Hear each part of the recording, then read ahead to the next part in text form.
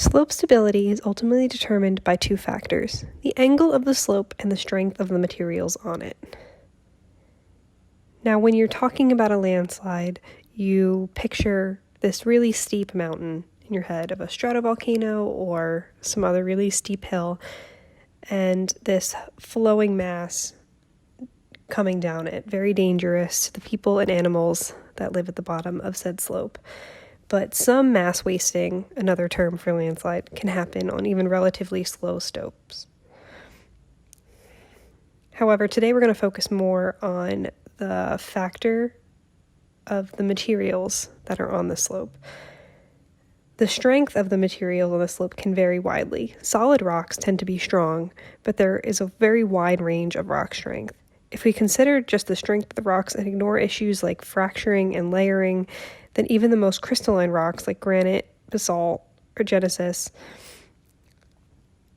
are very strong, while some of the metamorphic rocks like schist are more on the medium side. Sedimentary rocks have variable strength. Meanwhile, more conglomerate ones like sandstone and mudstones are very much on the weaker side. But it is the unconsolidated sediments that haven't been molded together that are more dangerous. They haven't been compressed by overlaying materials to develop that strength.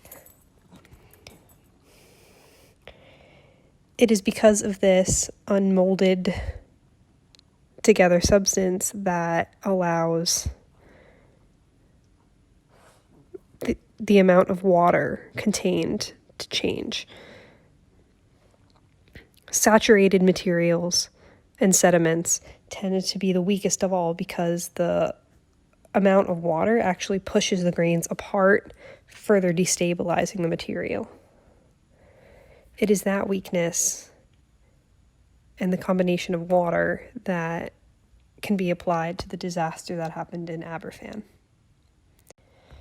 The Aberfan disaster was more of a man-made landslide, even though the term isn't always applied to the event.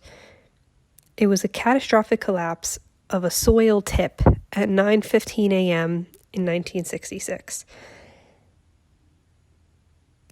The mountain or the slope that was created was in a Welsh village called Aberfan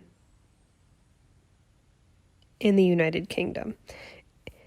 The coal tip was built over a natural spring, and then a period of heavy rain led to an even more buildup of water.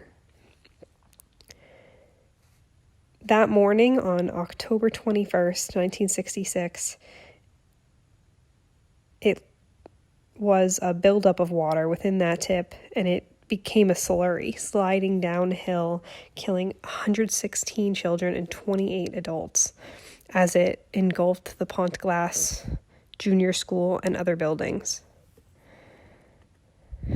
What makes this more unique and man-made was that it was under the control of the National Coal Board, and that serious inquiries were placed about its dangerous nature long before this disaster even happened.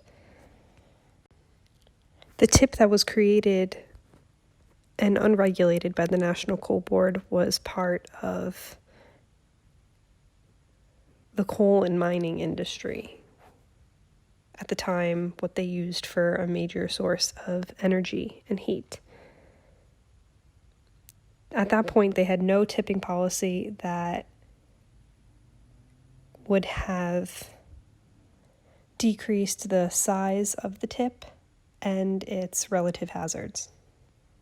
There was a buildup of coal waste on tip 7 and tip 4 that had no action taken against it. There was also a previous tip in 1944 with the same watercourse of other previous failures. It was when a small slip occurred with the buildup of water that caused the material and coal waste of the tip to liquefy and flow down the mountain. 140,000 cubic yards of black slurry avalanched down the mountain and continued toward the village. The majority of the casualties of this disaster came to rest after the Ponteglass school was buried. 144 lives were lost, including 116 children. It was only after this disaster that significant advancements were made in the field of tip safety research and the associated engineering and geological disciplines. 3 years later, in 1969, had the Mines and Quarries Tips Act, as well as the later Quarries Tip Regulations of 1971, made construction and inspections of tips more regulated. While the lives can never be recovered and a generation of Aberfan students never come back to life, wider lessons were learned from the disaster. This safe civil engineering is now ensured that suitable standards, codes of practice, and legislation are in place that are updated so that the designs and minds of the tips would never happen again. There is also funded research and regulation of the tip's current conditions.